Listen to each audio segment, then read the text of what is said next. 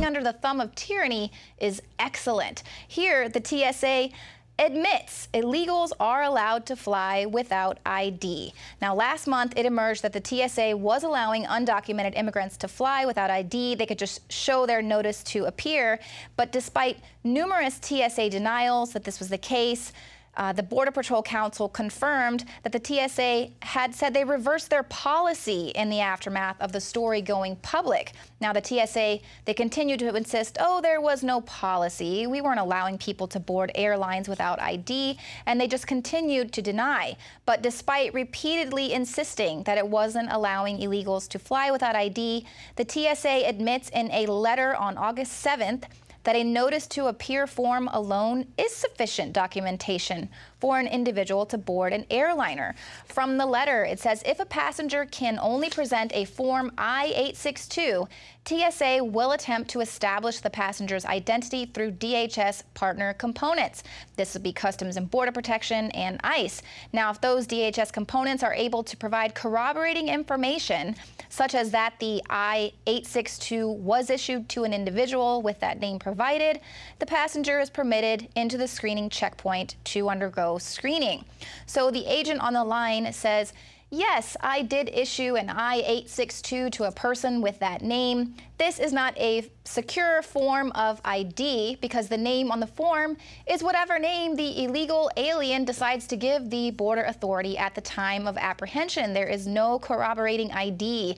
And not only that, but once they get this notice to appear, they can give it to whomever they wish, any terrorists that are working with the drug cartels, who can then take this notice to appear and fly to any city that the TSA will just allow them to, because, you know, it doesn't take an ID to get online unless you are an American.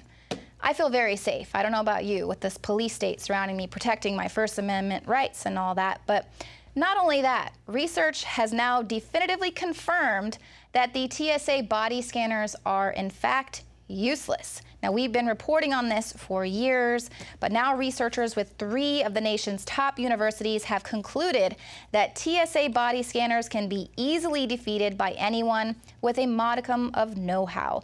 This confirms what we've been reporting. The machines are useless. So in essence, the machines, which are supposed to detect weapons, can be fooled by anyone hiding a weapon on the side of his or her body. This will render it invisible against the scan's black background. Now, there are also other ways to thwart the machines. It's listed inside this article. But these findings corroborate what engineer John Corbett discovered for himself in 2012. He was able to get some metal through the TSA scanners. And we've had Corbett on the show before, and he provided bombshell information that even the TSA admits that they are a useless agency and there wasn't actually a terror threat.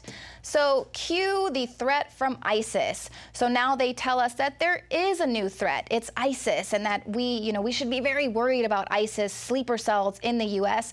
But we don't have to worry about the TSA bumbling one of their terror attacks because they're just going through the border. They're not even using the TSA. You would think that the TSA would do away with these useless body scanners, but alas, the TSA is seeking a new generation of more powerful body scanners, so you can have even more radiation and cancer and potential hits to your fertility. Wonderful. So as this country is witnessing a police state building up around us, a new bill has been introduced in Congress that is going to ban private citizens from owning body armor. That's right. Well, we've got all this terror and all these threats to us. They want us to not be able to protect ourselves, take our guns, and now we can't even have body armor. The driving force behind the bill is Democrat Mike Honda from California. He says access to military-grade body armor emboldens criminals and mass shooters to act.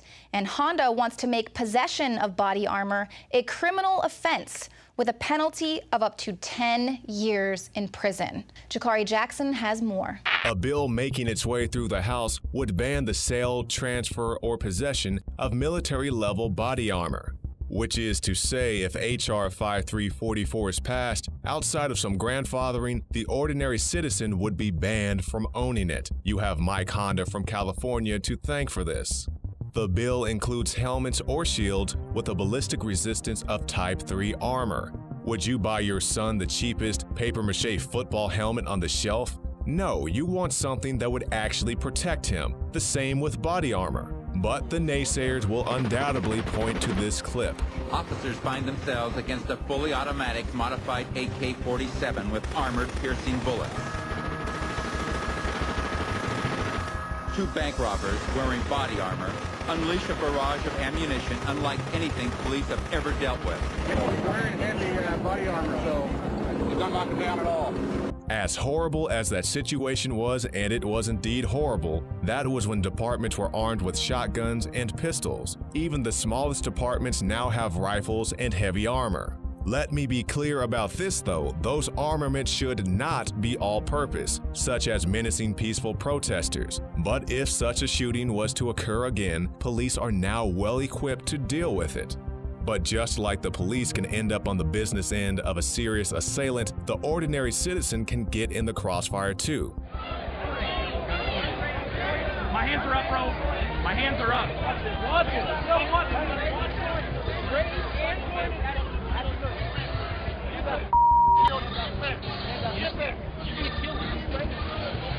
You're gonna kill him. What's your name? Your name's Joe.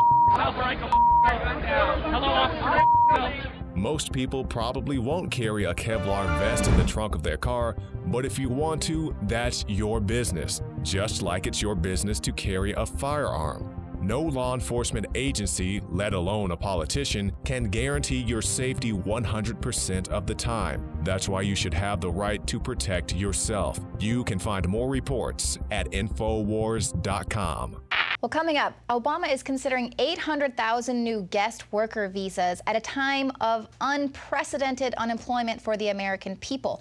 But if that's not frustrating enough, now illegal aliens are fighting back against Americans who are taking their jobs from under the table. And then we've got more reports from Ferguson.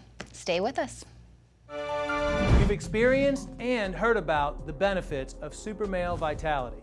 Now, the new formula has arrived. Introducing the new Super Female Vitality. I have specifically designed this formula to help the body naturally regulate itself without the use of artificial hormones. Key ingredients chosen from the highest quality sources. Secure your Super Female Vitality today from our limited stock at InfoWarsLife.com.